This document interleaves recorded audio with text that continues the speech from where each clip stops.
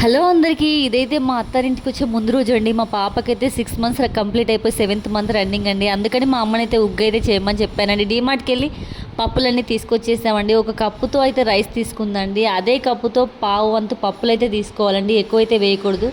కందిపప్పు, పెసరపప్పు, మైసూర్ పప్పు, మినప్పప్పు, శనగపప్పు, అలాగే పావు కప్పు పల్లీలు కూడా తీసుకోవాలండి. బాదం, కాజు కూడా ఒక 10 అయితే వేసుకోవాలండి. తర్వాత అయితే మంచిగా నీట్గా కడిగేసిందండి. ఒక 3-4 టైమ్స్ అయితే అలా కడగాలండి, లేదంటే పిల్లలకి మోషన్స్ అవుతాయి.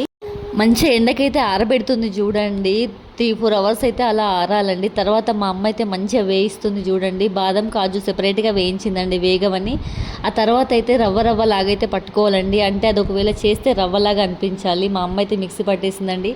ఆ తర్వాత నేను మా ఇంటికి వచ్చిన తర్వాత పాపకైతే ప్రిపేర్ చేస్తున్నాను చూడండి. ఇలా ప్రిపేర్ చేసి మెత్తగా అయితే ఉడికేదాకా ఉంచాలండి.